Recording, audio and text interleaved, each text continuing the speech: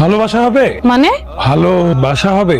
দেখতে পারেন, পছন্দ হলে তো হলোই। আজ নয় থাক, কাল নয় আসা যাক। আজকে যেটা হতে পারে কালকের জন্য সেটা ফেলে রাখবেন কেন?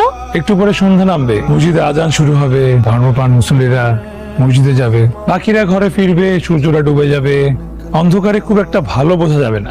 আচ্ছা, আপনি কি কবিতা টবিতা লেখেন নাকি? মাঝে মাঝে পত্রিকায় দেই, ছাপায় না, তাই তখন নিজেরটা নিজেই পড়ি, নিজের মনে নিজেই রাজা, নিজেই প্রজা। শুনবেন কি? কবিতা? না থাক, অন্য সময়। এই মুহূর্তে যা হতে পারে সেটা অন্য সময়ের জন্য রেখে দিচ্ছেন কেন? ওই যে সন্ধ্যা নামছে। আচ্ছা, এই টুলিটা কি এটা আপনার নাম্বার?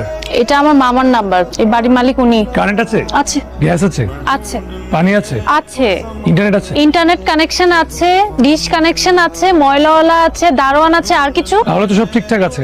কালকে সকাল সকাল তাহলে দেখা হচ্ছে।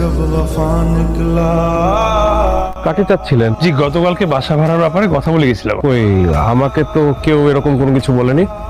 গতকাল বললাম আজ সকাল